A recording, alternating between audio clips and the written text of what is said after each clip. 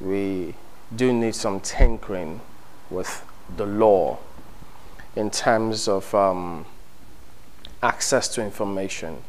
Well, recently, the Freedom of Information Bill has just been passed, and as such, that now it has to be domesticated, because previously, before now, you can't access certain information, especially from public officials, even if it's really, really on high demand, because sometimes they classify everything as confidential, both the necessary ones and the ones that may not necessarily be necessary.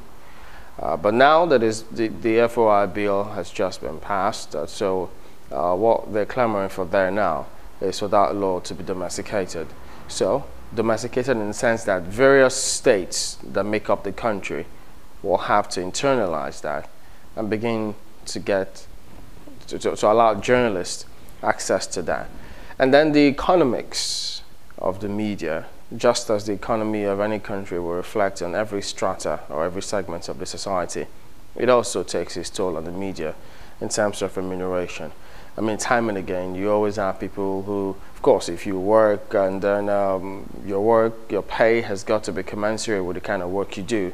And in this profession, you're almost working every day, all the time. And as such, there's a lot of financial challenge that journalists have got to face.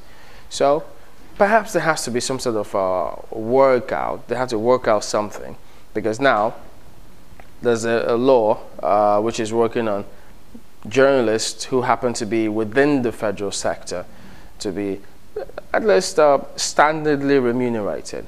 But the private counterparts have not had any such law.